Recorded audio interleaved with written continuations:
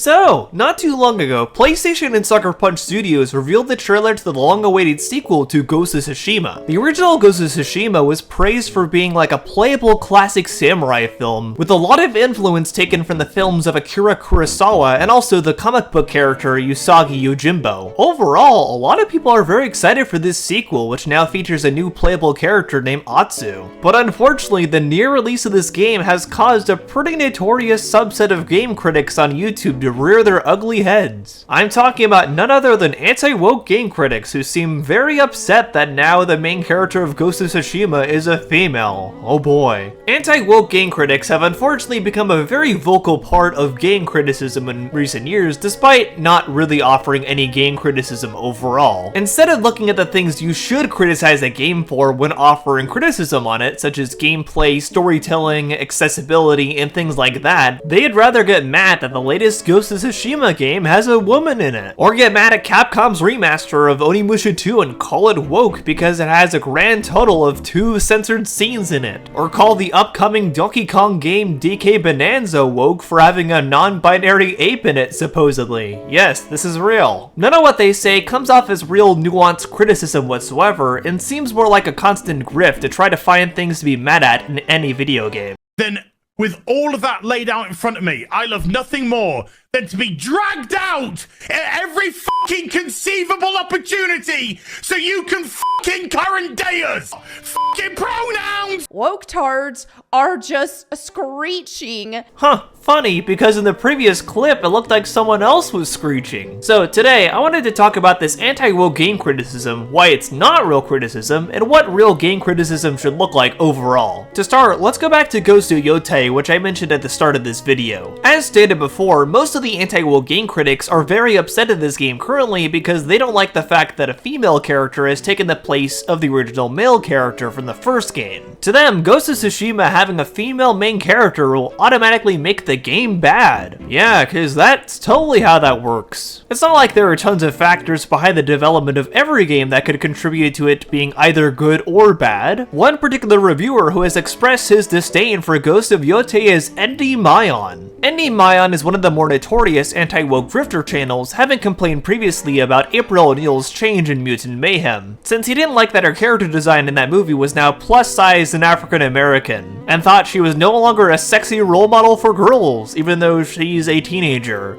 Huh. So naturally, he had a lot to say about Ghost of Yotei, so let's take a look at just what Endy Mayon had to say. Oh boy. I got a ton of backlash from my comments on Yotei, but I still stand by them that modern games are deliberately replacing almost all franchises with female characters over male ones, and when you point this out, you're then gaslighted into believing that you're a liar when you're just noticing patterns. Okay, so right off the bat, the examples he gives for franchises that are supposedly replacing male characters with female ones are Ratchet & Clank, The Last of Us, Ghost of Tsushima, and Uncharted. Even with the first one he picks, he neglects to mention that in Ratchet & Clank Rift Apart, you play as both Ratchet and Rivet throughout the entirety of the game. Their levels are totally balanced out since you're swapping between dimensions playing as the two of them, so Rivet doesn't replace Ratchet at all. This is just straight up misinformation. Anyone who's actually played Ratchet & Clank Rift Apart can easily tell you this is false. As for The Last of Us, it's the exact same thing. Ellie and Joel are the two main characters in The Last of Us. They share the exact same amount of screen time because the game is trying to evoke a daddy-daughter type feel from it. And with The Last of Us Part 2, even though Joel is killed off early in that game, he's actually still a big part of it, since the fact that Ellie didn't get to fully make up with him is the sole motivator for her to go after Abby and try to seek revenge. His presence is very much felt in that game, and it's his absence that really kicks it off. Joel's death also has consequences for her personally because she starts acting like how he acted in the first game. The game literally opens with her playing guitar like he does, and also later on becoming more comfortable with killing like he does in the first game. So no, it does not boil down to Joel randomly being replaced by a female in that game.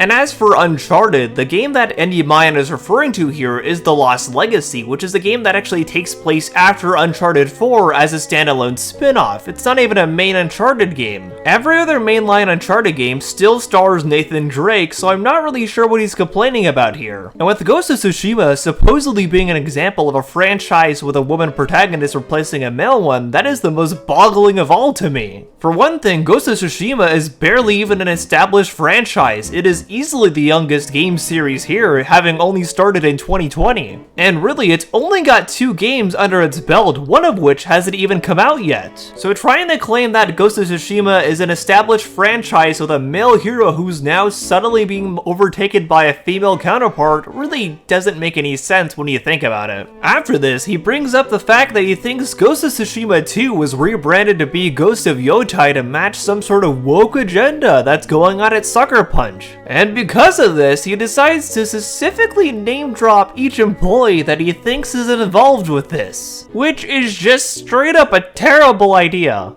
To further show proof that the story has indeed been changed and writers were brought in during this time, my source was also sending me various individuals who work at Sucker Punch right now. Also, please do not harass or attack any of these people that I present. I am simply showing you evidence to strengthen the case of what I've been told. And if I mispronounce anyone's names, my bad, but firstly we have Jen Lee Lukin, a video game producer at Sucker Punch, as you can see on screen right now. Jen started working at Sucker Punch in March 2022 as a producer as of right now for 2 years and 8 months.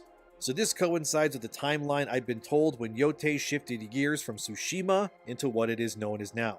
Okay, so you show these people and tell your audience not to harass them and say you're only bringing them up to make your case, but the thing is, A, you could have censored their names still, and B, bringing these people up has nothing to do with anything. Just because different developers were brought on to help produce the game during its development does not mean they were brought on to try and push a woke agenda. That doesn't make any sense. Especially with how things currently are in the gaming industry with tons of layoffs. Heck, last year alone there were over 14,000 different layoffs in the gaming industry. I think a much more plausible explanation is that a lot of these teams are getting shifted around and people are just trying to find jobs in this industry. It has nothing to do with any supposed woke agenda. That makes 0 sense. But you know what does make sense? Getting Aura to keep your data secure. Yep, that's the transition we're going with. Just roll with it. Thanks to Aura for sponsoring today's video. Did you know that in 2024 alone, there were over 274 million data breaches? Wow! That's even more than the amount of women in video games that these guys complain about in a year. Your bank could be breached right now, you could be months away from finding out. Thankfully, Aura is here to help you with that. Aura is the best research for cracking down on digital crime and data breaches and letting you know if your data has been mined. They'll alert you if they find your phone number, email, or social security number on the dark web. If your information does end up getting compromised, they'll let you know as quickly as these guys make videos on people of color in video games. It's honestly a great resource that I found works really well for me to keep my data out of the hands of any potential data demons. You can go to aura.com/OtterlyNoah to try 14 days for free. That's enough time for Aura to find out if anyone has mined your data. Once again, that's aura.com/OtterlyNoah. Protect your data with the best resources around at Aura. Thanks again to Aura for sponsoring this video. And now back to whatever Onimusha was saying. And it looks like my source has sent me another one as I was making this video. We also have Kelly Snyder, a senior producer at Sucker Punch, who only started working there in September 2023, again, during the Yotei shift allegedly. I also want to point that this Kelly person worked on Fallout 76 at Bethesda, which is ugh,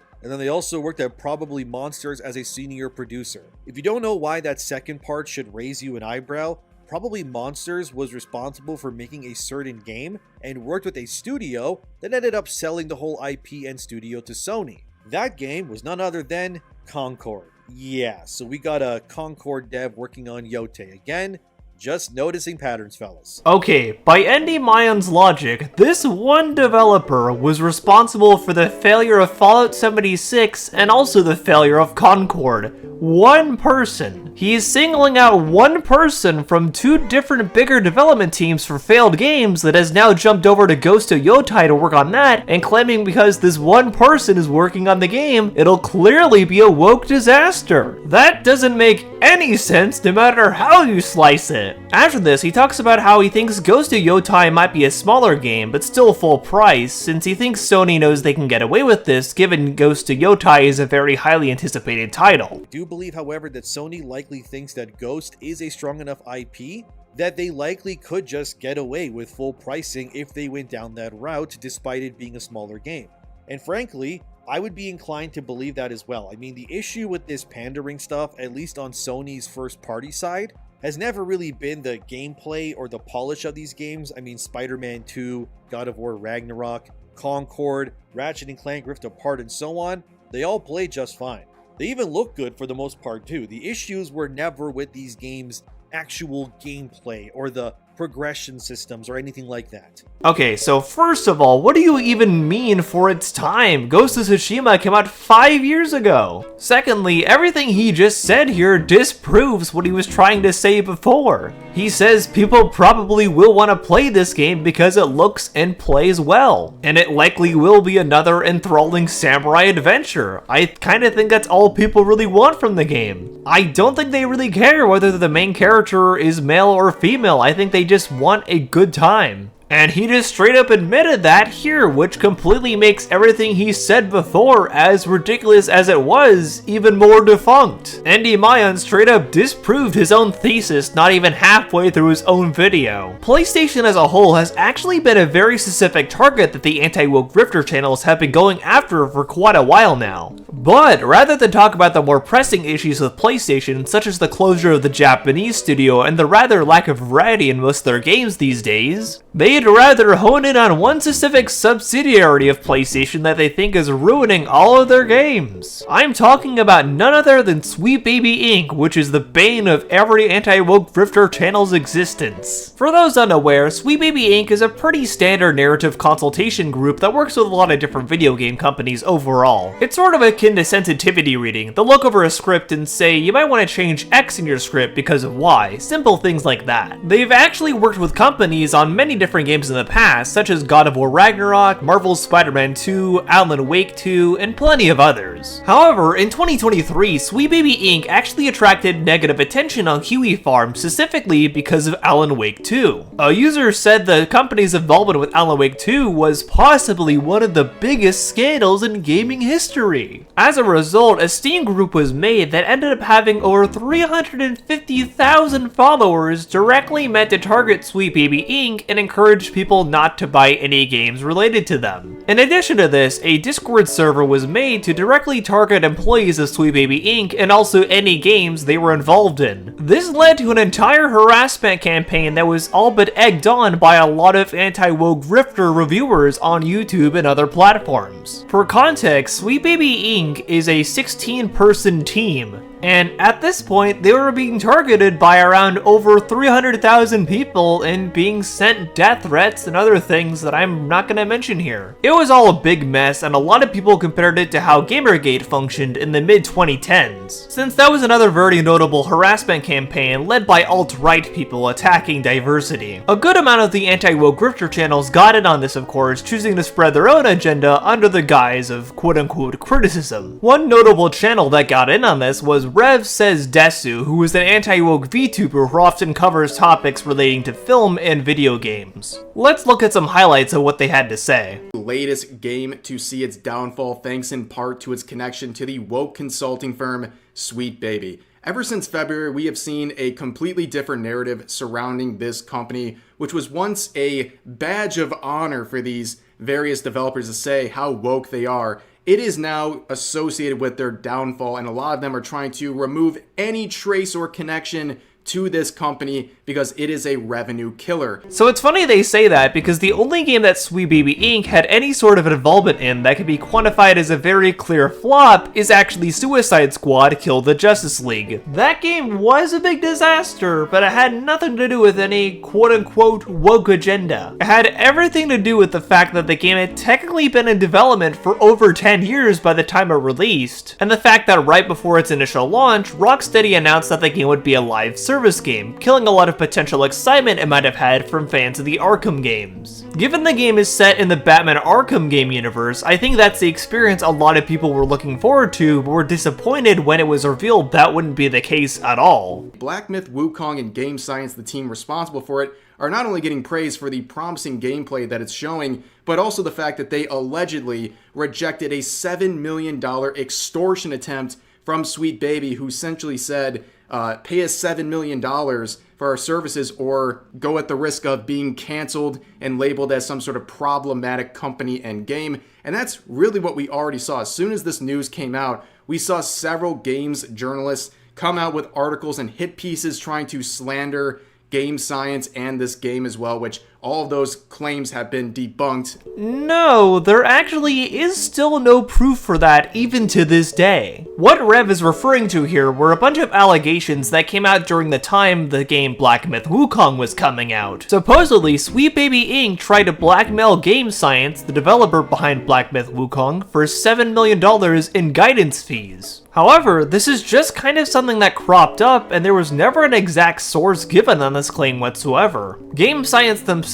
actually stayed quiet on all this and didn't respond to any questions about it, which I think goes to show something. However, this actually isn't the only thing they stayed quiet about around this time. Directly leading up to Black Myth Wukong's release, the studio was hit with a lot of allegations of sexism, which, admittedly, they chose to stay quiet on. While it's admittedly not great for your image to not bother to try to dispel these kind of criticisms and just stay quiet about it, some figured it might just be Game Science's way of staying out of politics and just letting their game speak for themselves, since it was due to release in about a month. That seemed like the case at first, until the creator guidelines came out for content creators covering the game. And lo and behold, directly in these guidelines, they bring up politics and feminist propaganda as two things to not talk about. Oh boy. This resulted in Game Science being painted in a much uglier light even more so, and a lot more accusations of potential sexism being launched their way. It's honestly not hard to imagine that maybe even a developer at Game Science came up with the rumor of Sweet Baby Inc. trying to extort them in order to distract from their own crappy business practices that they are currently being called out for. Now, a lot of games journalists and Sweet Baby defenders,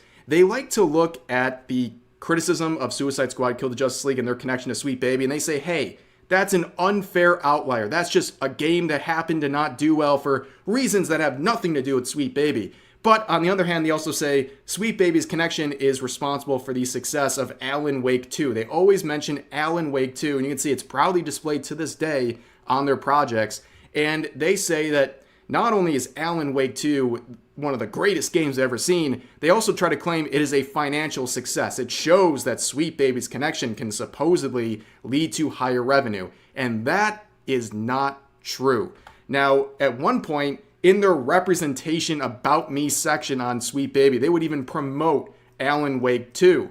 However, after the big push against Sweet Baby started in February, you would see people at Alan Wake 2 start to panic. You can see the lead developer here trying to say that it's not true that Sweet Baby had this close connection to the development of this game and also some of the changes made to its characters. Yeah, that's because they didn't have anything to do with any changes to any lead characters. As stated before, Sweet Baby Inc. is simply a consultation group. They don't make characters for video game companies. Heck, they don't even write them. All they really do is look over scripts and character descriptions and offer their insight on it, and how it might possibly be viewed by different diverse groups. That's literally it. So no, this lead developer did not lie at all actually. The developers of Alan Wake 2 on their own already planned to make Saga Anderson a black character. Sweet Baby Inc. did not create that character. But of course, Alan Wake 2 isn't the only critically lauded game they'll try to make this argument with. They've also tried to say the exact same thing about Marvel's Spider-Man 2, which honestly makes even less sense to me. And guess what, ladies and gentlemen? None other than the poster child for anti-woke film criticism decided to try and get in on anti-woke game criticism as well. You guessed it, the Critical Drinker made an entire video about Sweet Baby Inc. Oh boy. And you bet he had to speak on their clearly very obvious involvement in Marvel's Spider-Man 2 and how it totally pushed a woke agenda in that game. The thing is, Honeyed Infant now have carte blanche to come in and rewrite your new game in any way they see fit, because their word is basically law now. And because all they really care about is making themselves feel better by lecturing the rest of the world about social and political issues that specifically matter to them, they begin to make changes. Lots of changes. Got a legacy straight white male hero that's been hugely popular and the mainstay of your franchise for years? Well, clearly he needs to go in favour of someone more diverse and worthy, who we're going to take every possible opportunity to remind the audience is better than straight white male hero in every possible way. But how exactly to get rid of him? Well, let's just say he's gone off to find himself because he got sad or something. You know, whatever, as long as he's out of the picture, that's all that really matters. Okay, there are already several very obvious things wrong with what Drinker says about Marvel's Spider-Man 2. First off, Peter Parker actually hasn't been the consistent main star of the Marvel Spider-Man franchise, even though that's what he says here. Because 2 years after the first game came out in 2018, Miles Morales got his own game as a PS5 launch title. So no, Peter Parker has not been the mainstay of the Marvel Spider-Man franchise for years, despite what Drinker says here. In addition to this, Miles does not outright replace Peter at the game's end. Peter makes the choice to focus on his new life with MJ for a while since they just moved and are just settling down. After an alien symbiote invasion nearly killed all of New York, I can see why he'd want to rest. And Miles is just being a genuine friend to him by letting him settle down with the love of his life. There's really nothing unearned about that at all. If anything, by the game's end, you really feel like that Peter has earned this vacation. And he's not even retiring as Spider-Man, he says he'll still pick up the mantle whenever he's needed again. Got a bunch of attractive female characters in your game that appeal to your mostly male fanbase? Not on their watch. If the women in your game don't look like they've taken a couple of dozen bee stings to the face and gone into anaphylactic shock, then you clearly need to re-examine your internal biases. Because as we all know, the reason that people like Sydney Sweeney are so popular right now is that we're all fascinated by her geopolitical takes on the current military situation in Ukraine. I'll be completely honest, this also isn't true. One of the things the original 2018 Spider-Man game was actually praised for was not really honing in on Mary Jane's sexuality and making her look more plain and just fleshing out her personality instead. And Spider-Man 2 also follows suit by just kinda making her look like a normal woman. Like, to me, that's kinda what Mary Jane looks like in these two games, just like a normal woman. But if it's not some thick-thighed dominatrix with her tits pouring out, apparently these guys think it's automatically bad. But wait, there's a problem brewing, because when the game finally releases, it turns out that all of Honeyed Infant's changes weren't quite as popular as the terrified echo chamber planning sessions predicted. Sales are cratering, active users are plummeting, and people are demanding refunds in their thousands. All that extra revenue you were banking on has failed to materialize. And once again, Suicide Squad is only one game, and is, in fact, the only game that Sweet Baby Inc. had any involvement in that was a flop. And once again, Sweet Baby Inc.'s involvement in any game is just super minimal. They don't really do anything outside of analyze the scripts and give different minimal tips to the writers. They don't touch the gameplay, the characters that are already there, their designs, anything like that. That's all on the developers, and those are really the things you should be looking at if you want to truly criticize a game.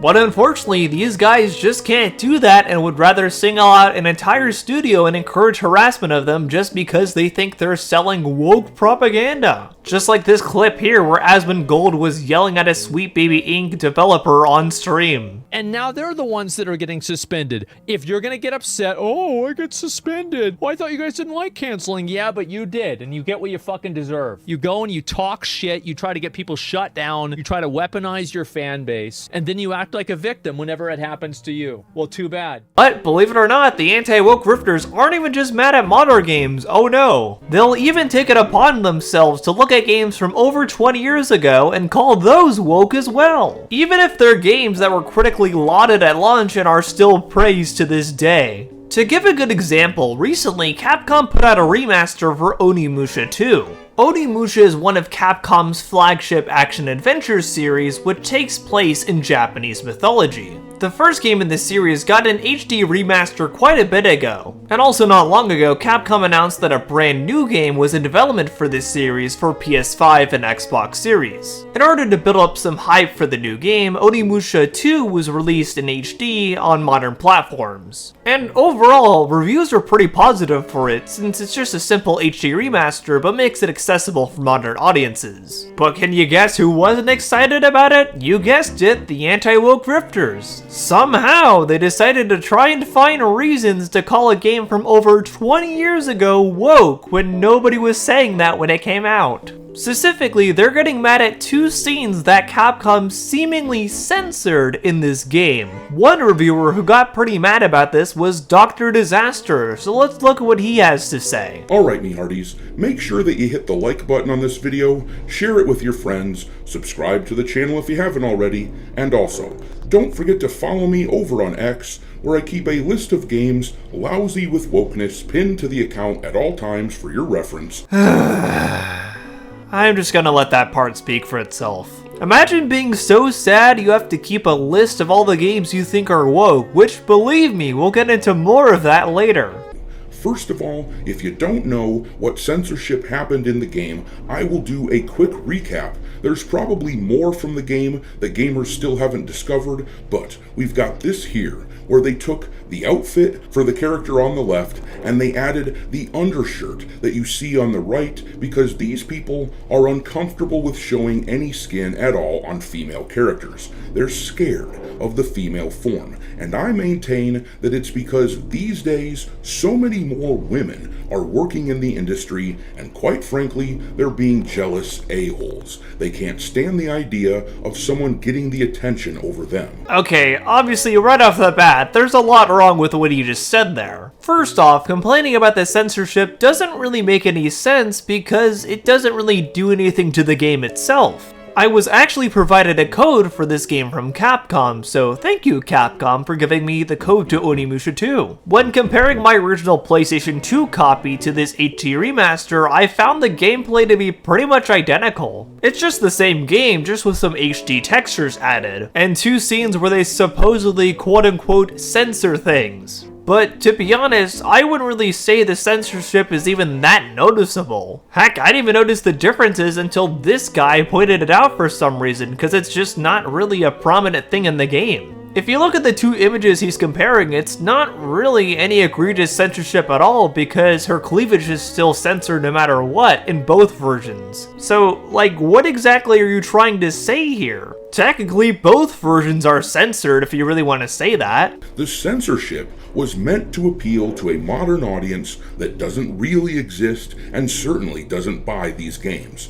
Gamers know that Capcom's remasters are nothing special. They're generally considered cheap imitations of products that people used to love, so nobody really gets excited about them. And the modern audience that they're chasing after does not pick up on this sort of thing, and they do not support them because they just don't care. No, not really. If anything, Capcom has actually been praised for a lot of their remasters overall. For instance, a lot of people are really happy that you can now play every single Ace Attorney game on modern platforms. Even Ace Attorney games that were previously only available in Japan, such as the Great Ace Attorney Chronicles 1 and 2, and also Ace Attorney Investigations 2, are now available translated on modern platforms. In addition to this, they also remastered Ace Attorney Spirit of Justice and Dual Destinies, which previously were only available on the 3DS eShop and would have died if they hadn't preserved them and remastered them. Another great example is them bringing the Mega Man Battle Network games over to modern consoles, since those games were going for a pretty hefty price on GBA for physical copies. So now it's really nice that modern audiences can have true accessibility to those games. Capcom has seen a lot of praise for the remasters, so this just doesn't make any sense. They have actually done a lot of good for game preservation and also just keeping these games in the cultural zeitgeist. Just look at all the hype last year for Marvel vs. Capcom Fighting Collection. That was a huge deal. You had people like Maximilian Dude and so many others incredibly happy that finally these games were released from the Disney Vault and could be played again.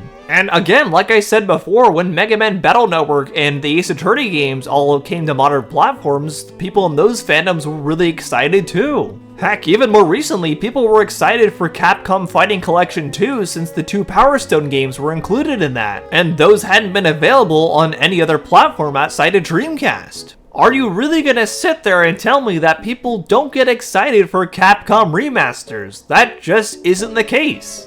But you might have noticed something very interesting about Dr. Disaster's review here with what he said before. Specifically with him saying he has a list of games pinned to his Twitter that he thinks you shouldn't play because they're quote-unquote woke. And sure enough, I checked, he does. Apparently he doesn't want you playing ukulele. That's way too woke, clearly. But interestingly enough, he is not the only person to have done this before. There is actually an entire list on Steam, an entire Steam community dedicated to listing out games you shouldn't play because they are quote-unquote woke. Yes, you heard that right. There is a list with over 1,600 games on it, in fact. This was actually the biggest reason I wanted to make this video because I find it so baffling that anyone would dedicate their time to making a list this gargantuan just because they think so many games are woke and that you shouldn't play them. Unbelievable. There's obviously a lot of games on this list and I'm not gonna bother going through them all, but I wanted to highlight some of the more absurd ones because this list is honestly pretty hypocritical sometimes, as you'll see here. But to start, let's just look at some of the weird ones, such as Lego Indiana Jones, which is apparently deemed woke by this list for featuring overtly pro-DEI messaging and having improbable female combatants in a early 20th century setting. No, I am not making this up, and apparently they think the same thing about Lego Pirates of the Caribbean. My guy, it's a Lego game. There is loads of cartoon violence no matter what. Everything is gonna be unrealistic there. Another one they think is woke apparently is Animal Jam.